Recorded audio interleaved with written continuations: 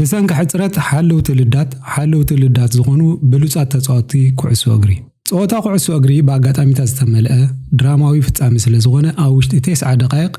ዘይተጸበይዎን ዘይከኣልን ነገራት ተፈጺሞም ንብዙሓት ሰባት ፍሽኽ ኣቢሎም ሓሊፎም እዮም። ሎሚ ኣብ መስመር ምጥቃዕ ኣብ ማእከላይ መስመርን ኣብ መስመር ምክልኻልን ዝጻወቱ ብሉጻት ተጻወቲ بسنك حصرت حلو تلدات ኮይኖም ንኽጻወቱ ዝተገደዱ ተጻወቲ ክርኢና حلو تلدات ክንደይ ኳዓሳሱ ሸቶ ተመስጊብዎም ክንደይ ኳዓሳሱ ኣድሒኖም መን حلو تلدات ተዝኸውን ዝሓሸ ምኾነ ዝብል ንምርኣይ ክሳዕሞ ዳታ ቪድዮ ተኸታተሉና ኣብ መንግስቲ ቲቪ ዘለኹም ሳብስክራይብ ብምግባር ናይ ደወል ምልክት ብምስቃጥ ቤተሰብ ናይዚ ቻነል ንኽትኮኑ ንዓደምኩ ቀጻሊ ዝዝርግሑ ዘደንቑ ዘገርሙ ሓጸርቲ ዶኩመንታሪታት ንኽትከታተሉ ዕድመኩም نابنا إلو مدب كحلف بحبر نكتاتل قدامي كايل ووكر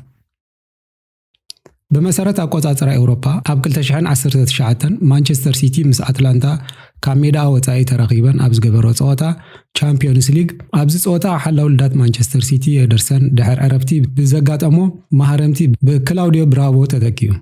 كلاوديو برافو نغرب دقائق أب حلو لداتو دحر مصنح أب لعلي أنصار غانتو زغنة تጻዋታይ فاول فتيمو بقيح كارد تباريرو بسنك حصرت متكات حلو لدات أب غزيو بيبي غارديولا ناب حلو لدات قريبوم كتصاوتو زخيلو تጻوت خدلي حلو لدات كأتون تجديدو بزي دما أب يماناي مكلخال بوتا تጻوت قلطف تጻዋታይ كايل ووكر نزترفو ساعات حلو لدات كوينو كتصاوت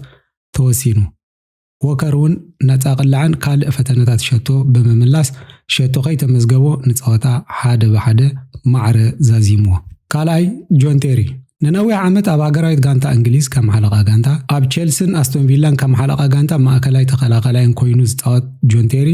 ኣብ 2006 ኣብ ጸወታ ፕሪሚየር ሊግ ፒተር ቼክ ምስ ስቲቨን ሃንት ብምግጫው ተጎዲኡ ኣብቲ ጸወታ ኣብ ተቐያሪ ቦታ ተቐሚጡ ዝነበረ ካርሎስ ኩዲቺኒ ናብ ሜዳ ኣትዩ ኩዲቺኒ ኣብ መወዳእታ ደቂቕ ማህረምቲ ስለ ዘጋጠሞ ጸወታ ክቕጽል ኣይከኣለን ኣብቲ እዋን ሳልሳይ ሓላው ልዳት ብዘይ ምንባሩ ጆሴ ሞሪኖ ሓደ ተጻዋታይ ከም ሓላው ልዳት ክትቀመሉ ግዴታ ኮይኑ በዚ ድማ ጆን ቴሪ ኣብ ዝለዓለ ደረጃ ካብ ዘለው ብሉጻት ተኸላኸልቲ ዓለምና ጓንቱ ገይሩ ንዝተረፈ ሰዓታት ሓላው ልዳት ኮይኑ ሸቶ ከይተመዝገቦ ጸወታ ሓደ ባዶ ተዛዚሙ ሳልሳይ ሪዮ ፈርዲናንድ بمسارة أقوطاطر أوروبا أب 2007 أب استقايد ጸወታ FA كاب أبت እዋንቲ ሓላው ልዳት ዩናይትድ ዝነበረ ቫንደርሰን ብሰንኪ ዘጋጠሞ ቃንዛ ምትእስሳር ጨዋዳ ወይ ስትራፖ ኣሌክስ ፈርጉሰን ንኻልኣይ ሓላው ልዳት ቶማስ ኩዛክ ብምትካ ቶማስ ኩዛክ ኣብ ልዕሊ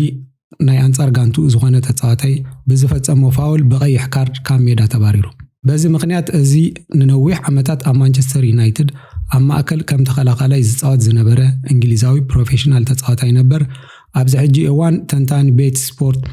ዝኾነ ሪዮ ፈርዲናንድ ጓንት ገይሩ ብምእታው ነፃ ቅላዕ ንኸድሕን ሓያል ፈተነ ገይሩ ናብቲ ዝተወረወረሉ ኣንፈት ዝተሃርመት ኩዕሶ ክሕዛ ኣይከኣለን ሸቶ ትቁፀር እታ እንኮ ሸቶ ናይ ጸወታ ብምንባራ ንጸወታ ሓደ ባዶ ተዛዚሙ ራብዓይ ሃሪኬን ኣብ ናይ ምድብ ጸወታ ኤውሮፓ ሊግ ቶተንሃም ምስ ኣስቴራስ ትሪፖሊ ኣብ ዝተጻወተትሉ ጸወታ ቶተንሃም ብገፊሕ ፍልሊ 5-ባዶ መሪሓ ጎሌሮስ ፋውል ብምፍጻሙ ኣብ መበል 87 ደቂቕ በቀይሕ ካርድ ካብ ሜዳ ተባሪሩ ብሰንኪ ኣብ ተቀያሪ ወንበር ዝተዳለወ ተቀያሪ ሓላው ልዳት ዘይ ምንባሩ ኣብቲ ጸወታ ሃትሪክ ብምስራሕ ኣብ መስመር ምጥቃዕ ሃገሩ እንግሊዝ ክለብ ቶተንሃም ተሰሊፉ ብዙሕ ሸቶታት ዘመዝገበ ሃሪኬን ጓንቱ ገይሩ ሓላው ልዳት ኮይኑ ሸቶ ምምዝጋብ እምበር ሓላው ልዳት ምዃን ዝሓደሶ ሃሪኬን ቀሊል ዝኾነት ሸቶ ተመዝጊባቶ ጸወታ 5-1 ብዝኾነ ውጽኢት ተዛዚሙ ሓምሻይ ዳኒ ኣልቨዝ ኣብ ባርሴሎና PSG ጁቬንቱስን ካልኦትን ክለባት ብሉጽ ብቕዓት ዘርአየ ብራዚላዊ ተኸላኻላይ ዳኒ ኣልቨዝ ኣብ ኮፓ ዲ ፍራንስ 2017 ኣብ መንጎ PSG ምስ ሱቻውዝ ኣብ ዝገበሮ ጸወታ ንሓላው ልዳት ኬቨን ትራፕ ፋውል ብምግባሩ በቀይሕ ካርድ ተባሪሩ እቲ ኣሰልጣኒ ንዳኒ ኣልቨዝ ንሓላው ልዳት ተኪዩ ናብ ሜዳ ከም ዝኣቱ ገበረ ዳኒ ኣልቨዝ ከም ሓላው ልዳት ንገለ ደቂቕ ተጻዊቱ ሸቶ ከይተመዝገቦ ጸወታ ድማ 4-1 ብዝኾነ ውጽኢት ተዛዚሙ ሻድሻይ ቻከር አላህዱር ኣብ 2002 ብካሜሮን ዝተኣንገደ ዋንጫ ኣፍሪካ ኣብ መንጎ ኮሞሮስን አንጋዲት ሃገርን ኣብ ዝተኻየደ ጸወታ ጸጋማይ ተኸላኻላይ ቻከር አላህዱር ሰለስቲኦም ሓለውቲ ልዳት ኮሞሮስ ብኮሮና ድሕሪ ምልካፎም ሙሉእ ፀወታ ከም ሓላው ልዳት ኮይኑ ክሕልፎ ተገዲዱ ኣልሓዱር ከምቲ ናይ ሕጂ ሓለውቲ ልዳት ዘይኮነስ ኣብ ምክልኻል ቦታ ዝፃወቱ ክሳብ ዘይመስል ብዝናኣድ ብቕዓት ብዙሓት ኩዕሶታት ብምድሓን ዓብዪ ኣድናቆት ረኺቡ እዩ ፀወታ 2-1 ብዝኾነ ውፅኢት ተዛዚሙ ኣልሓዱር ኣብዚ ፀወታ ብዘርኣዮ ብሉፅ ብቕዓት ብብዙሓት ሰባት ኣብ ማሕበራዊ መራኸቢታት ናኣዳ ረኺቡ ሻብዓይ ሰርጅ ኦሪየር ኣብ 2017 ናብ ቶተንሃም ዝፈረመ ፕሮፌሽናል ተፃዋታይ አይቨሪ ኮስት ኮይኑ ከም ተኸላኻላይ ብሉፅ ዓመተ ስፖርት ዘሕለፈ ወዲ 29 ዓመት ተፃዋታይ ኩዕሶ እግሪ እዩ ኦሪየር ኣብዚ ሕጂ እዋን ምስ ኖቲንግሃም ፎረስት ይፃወት ኣሎ ኣብ 2002 አይቨሪ ኮስት ምስ ሴራሊዮን ኣብ ዘካየደቶ ፀወታ ሓላው ልዳት አይቨሪ ኮስት ባድራ ኣሊሳንጋር ኩዕሶ ከውፅእ ኣብ ዝፈተነሉ እዋን ተጎዲኡ ብሰንኪ ሕፅረት ተቐያረ ሓላው ልዳት ሰርጅ ኦሪየር ከም ሓላው ልዳት ኮይኑ ፀወታ ክዛዝም ተገዲዱ እቲ ፀወታ ድማ 2 ማዕረ ብዝኾነ ውፅኢት ተዛዚሙ ሻምናይ ፔለ ሓበን ብራዚል ዝኾነ ፔለ በጃካ ሃዳናይ ናይ ጎል ካብ ምዃን ሓሊፉ ብሉፅ ሓላው ልዳት ምዃኑ ኣብቲ እዋን እቲ ዝነበሩ ደጋንቱ ይምስክሩሉ ፔለ ሓሊፉ ኣብ ልምምድ ምስ ሓለውቲ ልዳት ልምምድ ይገብር ነይሩ ኣብ ግዜ ፀወታ ሓለውቲ ልዳት እንተተጎዲኦም ወይ ብቐይሕ እንተተባሪሮም ኣብ ሜዳ ዘለው ተፃወቲ ነቲ ፀወታ ከም ሓለውቲ ልዳት ተቐይሮም ክዛዝሙ ይግደዱ ስለ ዝነበረ እዩ በዚ ድማ ፔለ ከም ሓላው ልዳት ልዕሊ 5 ፀወታታት ተፃዊቱ እዩ